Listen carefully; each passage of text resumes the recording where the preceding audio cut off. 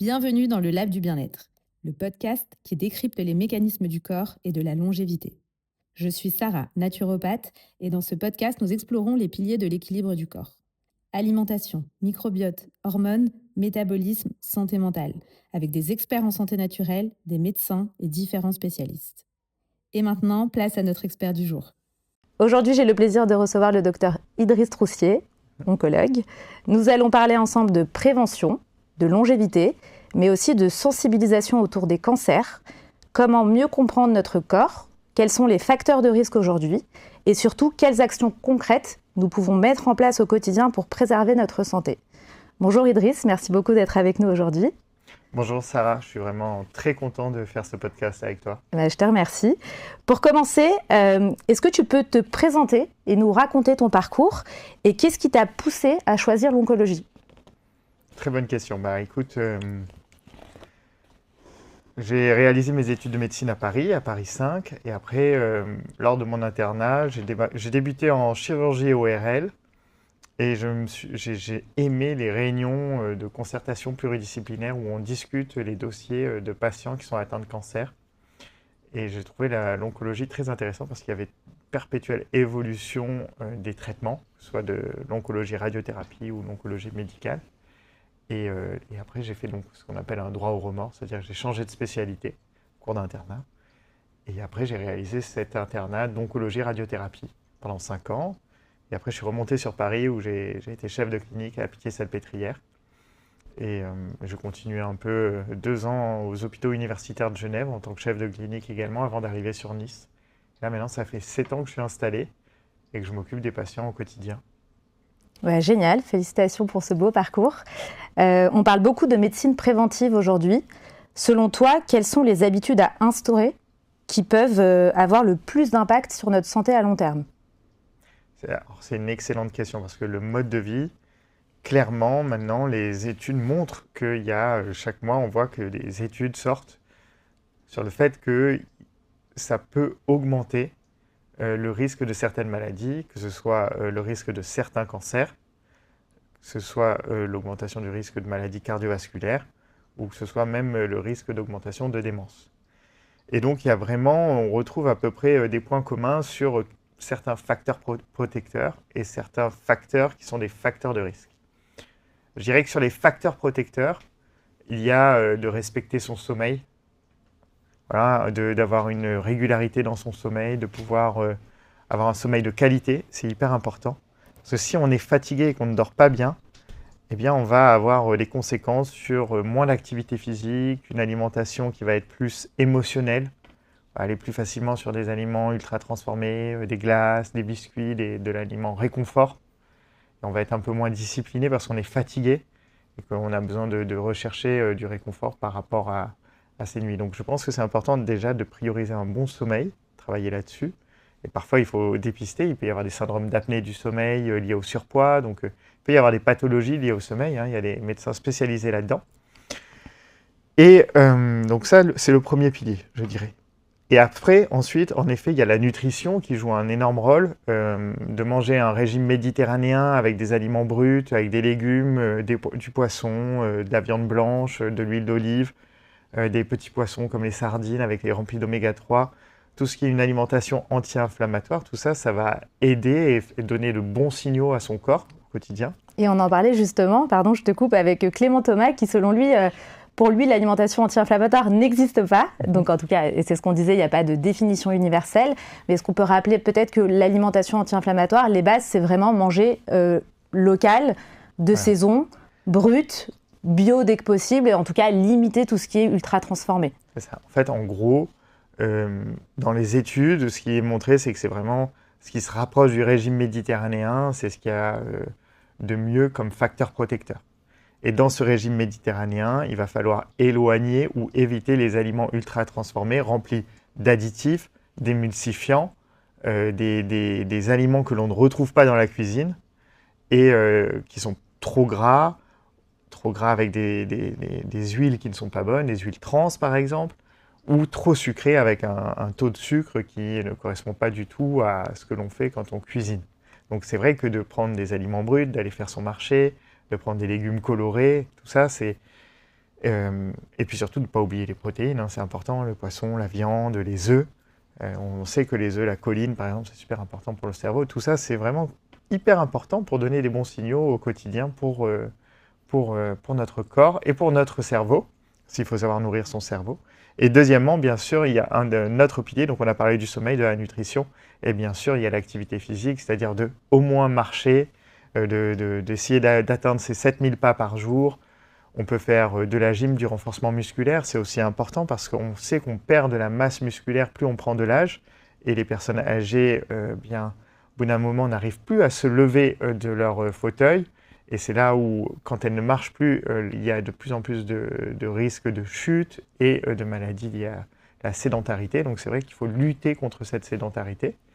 Et le mouvement est hyper important. Et le renforcement musculaire va être aussi, je pense, très important pour les femmes. À partir de 35 ans, il me semble qu'on commence à perdre en masse musculaire.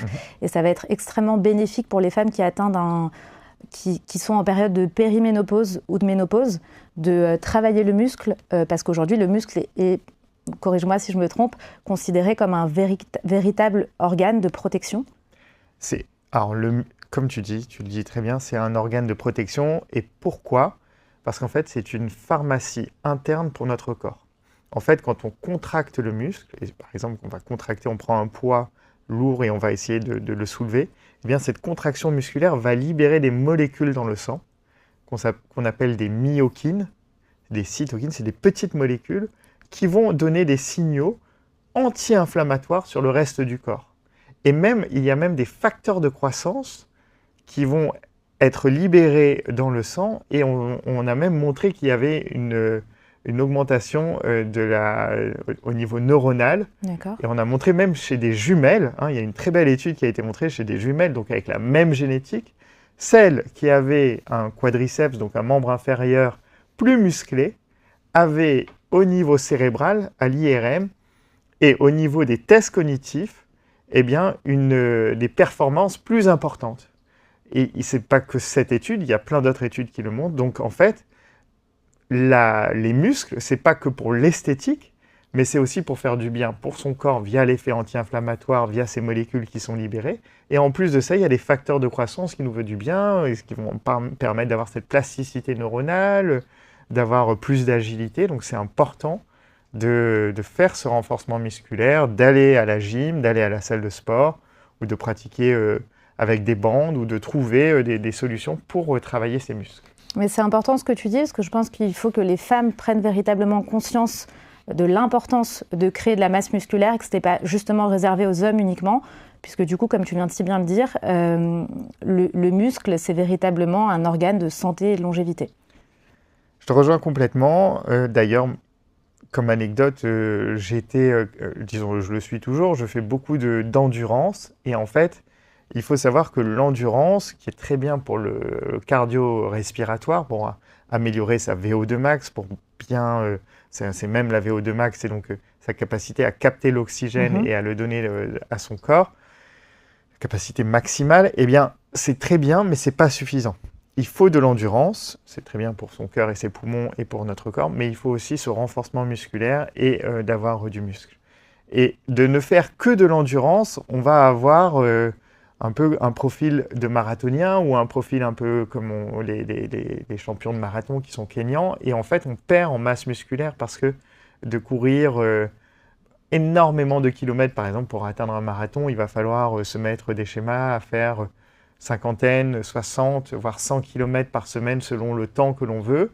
Eh bien ça va puiser énormément d'énergie, énormément de protéines, et si on n'a pas un quota suffisant de protéines, eh bien, on peut se retrouver même dans ce qu'on appelle le DRESS syndrome, où finalement le nombre de calories et de protéines sont insuffisants par rapport à la dépense énergétique, et puis on peut avoir une perte de libido, on peut avoir des troubles hormonaux qui se mettent en place, on peut avoir même une dépression. Donc il faut faire attention avec l'endurance, il faut un peu d'endurance, il faut savoir varier son endurance, courir lentement, faire peut-être courir rapidement, mais aussi faire ce renforcement musculaire, et surtout d'avoir une alimentation protéinée pour reconstruire et donner des périodes de récupération à son corps pour reconstruire entre les séances son muscle. Parce qu'en fait, on ne construit pas le muscle à la salle de sport ou quand on court, on construit dans la période de repos, c'est-à-dire quand on dort ou quand on récupère dans la journée. Quand on ne fait pas de sport, justement, en fait, on détruit les fibres musculaires à la salle, mais après, elles se reconstruisent et on a un muscle plus fort si on laisse un temps de récupération. Et si tous les jours, on exagère à faire toujours le même muscle, eh bien, on va perdre cette masse musculaire et en fait, ça va être contre-productif. D'accord. Donc, si on résume finalement, pas de cardio à outrance, Voilà, un minimum de cardio, mais pas dans l'excès, exactement. un minimum de renforcement musculaire, je pense que 3 fois par semaine, c'est quand même raisonnable. Oui, très bien. Et du coup, on évite un maximum la sédentarité, qui est un gros facteur inflammatoire aujourd'hui. Et un troisième point, parce qu'il y a beaucoup de femmes qui font ça, et c'est important, c'est d'avoir une bonne mobilité. Donc tout ce qui est yoga, pilates, c'est en effet des choses qui sont très très très bien pour sa santé, et de garder une bonne mobilité, c'est hyper important. C'est des bons compléments. Exactement. Mais ce n'est pas suffisant. En fait, il faut savoir, moi je dis qu'il faut avoir une diversification dans le sport. Et d'ailleurs, il y a des sports qui sont passionnants. De jouer au tennis, on a montré que ça permettait de vivre jusqu'à plus 10 ans parce qu'il y a un côté social, il y a un côté de coordination, il y a un côté réflexe. Donc il est important de ne pas faire que de la gym ou que de l'endurance. Il faut aussi savoir faire des jeux ludiques, du golf, du tennis, trouver le football, toutes ces activités. Et d'ailleurs, je discutais hier avec un patient, il me racontait un nouveau sport dont je n'avais jamais entendu parler, c'est le football où l'on marche. J'en ai jamais entendu parler non plus. Eh bien, en fait, il y a beaucoup de femmes qui le font aussi, parce qu'en fait, on a le droit que de marcher rapidement ou de marcher normalement, et on n'a pas le droit de courir. Donc déjà, ça évite de se blesser ou de créer ça évite l'impact. Et les femmes, elles jouent aussi avec les hommes, c'est mixte. Ah, je connaissais pas. Et du coup, c'est un peu ludique et c'est très sympa. Et il y a de plus en plus, ça commence à se démocratiser, tout comme le paddle aussi. Hein. Il y a plein d'activités. Ça, c'est très tendance, le paddle. Hein. C'est super. Écoute, c'est hyper intéressant. Donc, on a parlé de sommeil, d'activité physique, d'alimentation. Est-ce qu'on pourrait peut-être parler de gestion du stress? Le stress chronique est connu comme un facteur inflammatoire également. Qu'est-ce que tu peux nous dire sur ce sujet? Alors donc moi, je reprends ma spécialité, hein, donc je suis en oncologie radiothérapie. Pour ce qui est des cancers, ce n'est pas un facteur de risque direct. D'accord. Par contre, ça peut être un facteur de risque indirect. C'est-à-dire qu'une personne qui a un stress chronique va avoir justement une alimentation, par exemple, plus émotionnelle, où on va aller plus se tourner vers les aliments ultra transformés. On peut aller plus vers des toxiques aussi, consommation d'alcool, pour oublier les problèmes que l'on a. Fumer, parce que la nicotine va apporter un réconfort, donc il peut y avoir des addictions qui se mettent en place, le cannabis. Donc évidemment, tout ça, une sédentarité, on n'a pas envie de faire du sport, on va s'isoler aussi socialement. D'accord, c'est pour ça que tu dis que c'est un facteur indirect plutôt. C'est ça, c'est-à-dire que tout ce stress va générer des conduites qui sont plus à risque, et l'ensemble de ces conduites à risque peuvent amener à une inflammation, et on sait qu'une inflammation chronique peut être une des conséquences de l'inflammation chronique, c'est le développement d'un cancer. D'accord. Donc, est-ce qu'il y a d'autres piliers fondamentaux, selon toi, à mettre en place, à part l'alimentation, le sommeil et l'activité physique, ou pour toi, c'est vraiment les 3 principaux, parce qu'on peut évidemment pas tout changer et tout faire parfaitement. Et la gestion du stress que tu viens de dire. La gestion du stress. Je pense qu'on a fait déjà les 4 points clés. D'accord. Et du coup, justement, en mettant en place ces piliers de santé fondamentaux, est-ce qu'on peut réellement réduire son risque de cancer grâce à son mode de vie? Alors, ce qu'il faut retenir, c'est que je vais parler un peu de statistiques. C'est-à-dire que, de 1, il ne faut jamais culpabiliser une personne qui est atteinte d'un cancer. Et le cancer, c'est quand même une cause qui est multifactorielle. Ça peut être lié à la génétique, ça peut être lié au hasard biologique avec une mutation qui va tomber sur un mauvais gène et qui va créer une cellule cancéreuse. Ça peut être lié à l'environnement, la pollution avec les microparticules fines qui peut induire des mutations, ou le soleil lui-même qui peut induire des mutations avec les UV.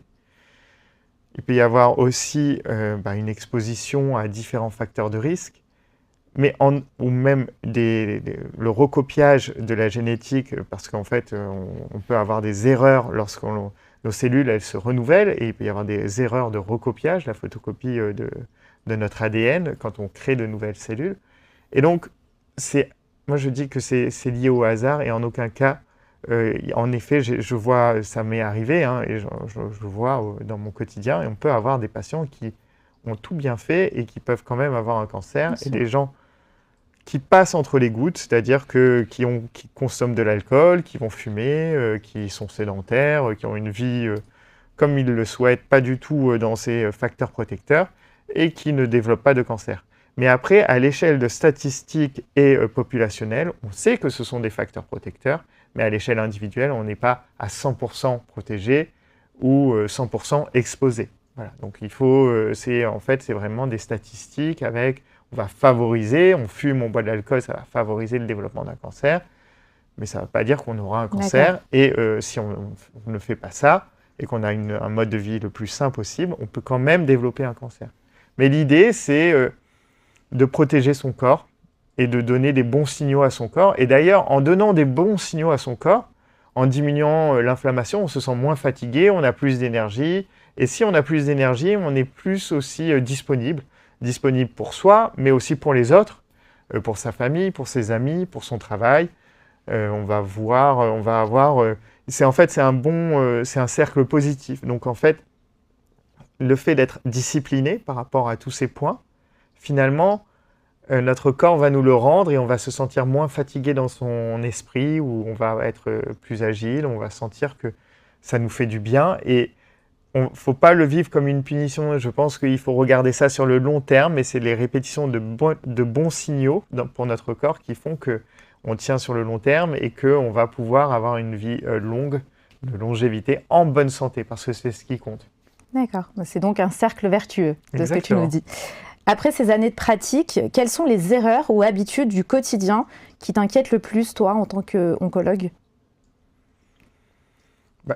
Ce qui m'a surpris récemment, c'est la troisième industrie où je dirais, après le tabac et l'alcool, c'est les aliments ultra transformés.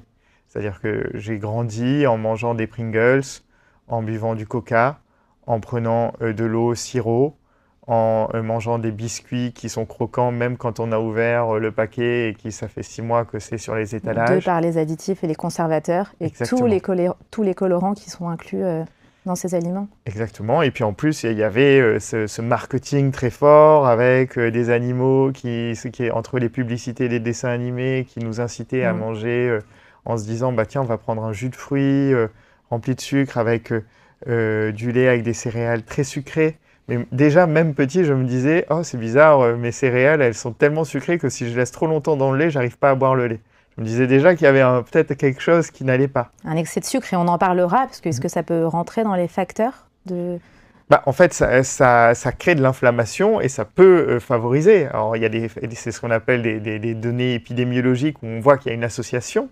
Mais il y a eu quand même un essai randomisé aux États-Unis qui a montré que ceux qui consommaient les aliments ultra transformés, il y avait quand même une inflammation claire qui se retrouvait à la fin au niveau du corps. Donc, et cette inflammation, c'est ce qui va faire qu'on va perdre de l'énergie, parce que l'inflammation, c'est ce qui puise notre énergie.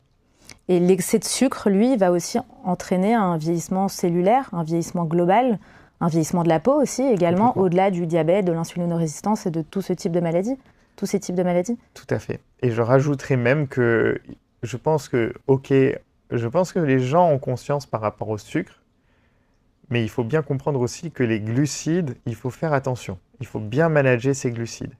Parce qu'à la fin, les glucides, quand ils sont digérés, eh bien, c'est comme du sucre dans le sang. Et en fait, il y a des équivalences qui ont été faites scientifiquement. Mais par exemple, de consommer un bol de riz de 150 grammes, ça correspond à peu près à entre 6 à 7 cuillères de sucre de 4 grammes, ou des petits carrés de sucre. 7 carrés de sucre. Est-ce que l'on voit, on ne se rend pas compte en fait que 150 grammes de riz, ça va faire monter autant le glucose, en fait, le sucre dans notre sang. Donc, de toute façon, ce n'est pas un ennemi, les glucides, vu que c'est une source d'énergie, mais dans ce cas-là, il vaut mieux, après un repas, faire de la marche, rester actif. Et si on a prévu de dîner tard et qu'après on va rester assis et aller au lit, c'est sûr que ça ne sert à rien de consommer un énorme plat de pâtes ou consommer un gros plat de riz, Mhm. parce que tous ces glucides, le corps va devoir les stocker parce qu'il n'est pas utilisé par nos muscles. Et dans ce cas-là, en stockant, ben, c'est là où on va avoir le foie qui va devenir plus gras, ce qu'on appelle la stéatose hépatique. Mhm. On va stocker du gras, on va avoir la graisse viscérale. Et ce gras, on sait que le gras dans notre corps, c'est inflammatoire. Mais alors, où est-ce qu'on place le curseur finalement sur cette question des glucides? Puisque tout à l'heure, on parlait du muscle, de l'importance de manger des protéines pour construire du muscle. Il me semble que c'est aussi important de manger des glucides pour la création de ce muscle. Alors, pour le muscle, ça va pas créer du muscle. En fait, les Legos de notre corps, ça reste les protéines. Et les glucides, ça va faire le glycogène, ça va créer en fait du stock d'énergie dans nos muscles. D'accord. Mais ce n'est pas nécessaire. On peut très bien vivre sans glucides et il y a des régimes cétosiques ou low carb qui Et alors, existent. c'est quoi, toi, ton avis là-dessus? Parce que c'est très partagé. Je sais qu'il faut faire un minimum attention aux indices glycémiques.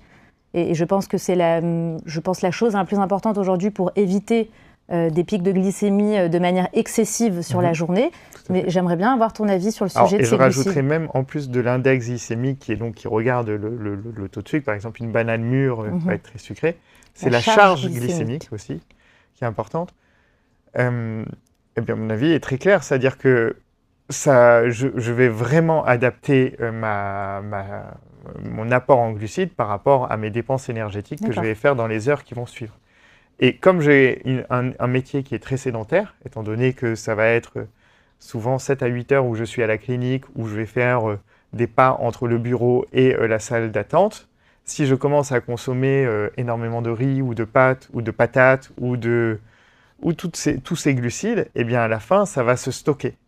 Et ce n'est pas ce dont j'ai envie, parce qu'on sait que ce gras, comme j'ai expliqué, il est inflammatoire. Donc, je vais privilégier les protéines, un peu de glucides, et surtout des fibres aussi, parce qu'en fait, les fibres, c'est quelque chose qui est super.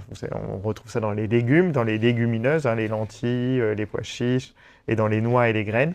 Et en fait, ces fibres vont nourrir notre microbiote. Elles vont favoriser la satiété, comme les protéines, donc je vais avoir moins faim. Et notre microbiote qui va se nourrir de ces fibres, dont certaines sont des prébiotiques, on va sécréter des acides gras à chaîne courte. C'est ce microbiote, ce bon microbiote, les bonnes bactéries vont sécréter des molécules, qu'on appelle les acides gras à chaîne courte, qui vont diminuer l'inflammation dans notre corps. On va se sentir beaucoup mieux. Donc c'est clair que mes priorités, c'est par exemple le matin, je vais me prendre un shaker de protéines et de fibres. Voilà, ou sinon je vais me prendre un skyr avec dedans du son d'avoine ou du psyllium, avec 1 ou 2 cuillères de protéines végétales ou de whey. Bon, je varie, hein, c'est comme le sport, il faut savoir varier. On a une alimentation variée. Exactement. On peut prendre des œufs avec un avocat. On peut prendre, bon, je ne vais pas prendre le matin de la viande ou du poisson, ça, j'y arrive pas. Mais en tout cas, il faut varier. Et le midi, de prendre une salade avec des sardines ou de prendre, ça m'arrive aussi de manger de la viande, de la viande blanche ou voire même de la viande rouge une fois de temps en temps. C'est important pour la vitamine B12. Il ne faut pas être dans des régimes restrictifs. Mais il faut savoir, en fait, le fait d'avoir confiance fait qu'on est plus modéré sur certains points. Donc, protéines, oméga 3, fibres et des bons acides gras. Exactement. Ben, parfait. Est-ce qu'on pourrait avoir ton avis sur la tendance du vapotage? Qu'est-ce que tu en penses? Quelles sont les dernières études? Juste avant le vapotage, j'ai rajouté le 4e point, c'est les polyphénols. Et les polyphénols qui ont un vrai effet anti-inflammatoire dans l'alimentation, c'est ce qu'on va retrouver, c'est les couleurs que l'on peut retrouver dans le rainbow, dans l'alimentation rainbow, hein, c'est-à-dire dans les myrtilles, dans les tomates avec le lycopène, tous ces aliments colorés, c'est hyper important, l'ail, les brocolis, tout ça. On en retrouve aussi dans le vin rouge et dans le chocolat. C'est vrai, le chocolat noir. Et je prends beaucoup dans mon café, je mets énormément de cuillères de chocolat noir en poudre 100%. Bon, c'est bien, les personnes qui nous écoutent vont être ravies. Et donc, pour le vapotage, c'est très intéressant. Pour l'instant, il n'y a pas de données qui dit qu'il y a un risque de cancer qui est augmenté. En revanche, on sait que ça crée quand même de l'inflammation au niveau des poumons. Le vapotage, c'est un outil pour arrêter ou se sevrer du tabac. On sait que le vapotage, c'est mieux que le tabac, clairement, ou mieux que le cannabis, parce que le cannabis, on a montré que ça augmentait le risque de cancer également, cancer ORL. Et en fait, le vapotage, ça va être vraiment un outil pour essayer, donc ça va permettre aux gens de switcher, d'arrêter le tabac. Et après, si on peut, ce serait bien, au bout de quelques mois ou 1 ou 2 années, arrêter de vapoter. Parce que j'imagine que c'est chimique quand même, ce qui se trouve à l'intérieur. C'est ça, il y a des molécules qui sont brûlées et on a montré biologiquement, il y a quand même quelques études qui sont sorties, où il y a un effet inflammatoire et il y a un risque de mutation de l'ADN tout à fait possible au niveau des cellules pulmonaires. Voilà. Bon, pour l'instant, Donc, il n'y a pas de sans données risque. claires, voilà. Mais il On y a évite. une inflammation, exactement. C'est-à-dire Donc, que c'est bien pour se sevrer de la nicotine, voilà, mais dès qu'on peut, on met un frein et on arrête. c'est ça. Sur une période transitoire, pourquoi pas, pour s'aider à se sortir de l'addiction du tabac. Un terme qui revient beaucoup en ce moment, que tu as évoqué tout à l'heure, qui me plaît beaucoup, c'est celui de la longévité. Quand on parle de longévité aujourd'hui, on ne parle plus seulement de vivre longtemps, mais de vivre en bonne santé. Selon toi, quels sont les piliers d'une vraie longévité, à part les 3 fondamentaux qu'on a vus, à savoir le sommeil, l'activité physique et l'alimentation? Excellent remarque. Donc là, tu as dit les 3 gros premiers piliers. Et en effet, on ne peut pas vivre longtemps si on n'a pas de liens sociaux. Et si on n'est pas entouré avec des amis, sa famille, on est des humains et on a toujours vécu en tribu dès la préhistoire. Et c'est comme ça qu'on a survécu face aux animaux sauvages, celui qui guettait devant la grotte, ce tournus pour que chacun puisse dormir et ainsi de suite. Donc c'est vraiment très important de maintenir les liens sociaux et savoir gérer aussi son stress parce que le stress peut créer une cascade, on l'a vu, hein, de conséquences avec des comportements qui peuvent être consommation de toxiques, un moins bon sommeil, moins d'activité physique, une moins bonne alimentation, une alimentation plus émotionnelle. Et donc on peut partir, si on est trop stressé, sur plein de ce damaging, de côté avec des conséquences négatives pour nous. Donc il faut savoir gérer son stress, avoir des liens sociaux, avoir des liens sociaux solides, quelques amis ou 2-3 amis sur qui on peut compter ou sur sa famille. Je pense que c'est hyper important. Et c'est incroyable parce que les études montrent aujourd'hui que les liens sociaux ont quasiment autant d'importance que l'activité physique ou l'alimentation. Clairement, et d'ailleurs on peut cumuler les deux, comme je t'en parlais, hein, l'étude ou le sport qui a montré où il y avait le plus de bénéfices avec plus 10 ans de survie par rapport aux autres, c'était le tennis, parce que le tennis, c'est un lien social, c'est-à-dire que on va rencontrer son partenaire, on ne va pas juste jouer au tennis, à la fin on va prendre un café avec la personne ou un Perrier, on va discuter, on va être au club, c'est ces liens sociaux qui sont importants. On a l'impression qu'il y a de plus en plus de cancers, y compris chez des personnes jeunes. Comment tu peux nous expliquer ce phénomène? Est-ce que c'est une impression ou est-ce que c'est bel et bien la réalité?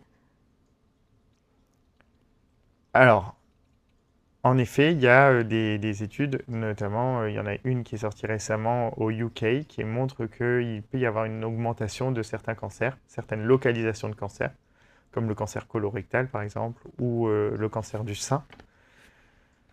Ce qui a été montré, c'est que il faut regarder, en fait, c'est multifactoriel le cancer. Donc là, ils ont regardé les données épidémiologiques par rapport à est-ce qu'il y a une plus de consommation de tabac ou plus de consommation d'alcool. Et pourtant, on a montré chez les jeunes qu'il y avait une diminution de la consommation de tabac ou d'alcool. Mais ce qui a été montré, par exemple, au UK, c'est le surpoids et l'obésité qui étaient en augmentation, avec forcément le lien avec la consommation d'aliments ultra transformés. Mmh. Et donc on sait, on l'a dit, hein, le surpoids, obésité, sédentarité, alimentation ultra transformée, c'est un facteur ce sont des facteurs de risque parce qu'il va y avoir de l'inflammation chronique et qui peut amener à certains types de cancers, comme le cancer colorectal en premier, et puis le cancer du sein et d'autres cancers reliés au surpoids, comme le cancer du rein ou le cancer de l'œsophage, du bas œsophage, le cancer du foie. Donc en effet, je pense qu'il y a des nouveaux facteurs de risque qui apparaissent. Après, est-ce qu'il y a une exposition aux pesticides, l'environnement Les perturbateurs endocriniens, Les perturbateurs ils endocriniens. sont vraiment partout, on n'en a pas vraiment conscience, mais quand on rentre dans une maison, en fait, ne serait-ce que la peinture, les murs, il faut absolument aérer au moins 30 minutes par jour son logement, les bougies, tout ce qu'on respire, les produits ménagers. Donc je pense que est-ce que ça peut expliquer aussi la recrudescence de ces cancers et peut-être prendre l'habitude d'essayer de diminuer au fur et à mesure ces perturbateurs endocriniens? Complètement. C'est sûr que les perturbateurs endocriniens ne nous veulent pas du bien. Et moins on s'expose, mieux on se porte. C'est sûr qu'on va dire que ils existent et je pense que c'est un pourcentage de certains cancers, mais c'est sûr que c'est moindre par rapport aux gros facteurs de risque comme le tabac ou l'alcool. Mais par exemple, il y a des études de plus en plus qui montrent que l'exposition aux microplastiques va favoriser et peut, montre des associations avec certains cancers. Et le microplastique, si on commence à chauffer avec un film plastique, son riz avec le film plastique par-dessus, ou si on va commencer à, on est exposé avec les bouteilles en plastique, si on chauffe le plastique, donc si on boit du plastique. Si la bouteille d'eau reste au soleil, par exemple? Exactement. Donc c'est sûr qu'il faut essayer de diminuer au maximum son exposition aux perturbateurs endocriniens, comme tu l'as dit. En effet, les bougies, certaines bougies ont ça, la pollution intérieure de son appartement ou de sa maison, et l'exposition aux microplastiques et à d'autres choses. D'ailleurs, même les pesticides, il faut savoir bien laver ses légumes, ses fruits, utiliser du bicarbonate de soude, savoir tremper ses fruits dans du bicarbonate de soude avec de l'eau. Voilà, il y a quelques petits tips comme ça pour diminuer au maximum. Certains épluchent même pour éviter, ou alors de consommer des produits bio. Quels sont les symptômes ou signaux que les personnes ne devraient jamais ignorer? C'est une excellente question et je pense que c'est très important.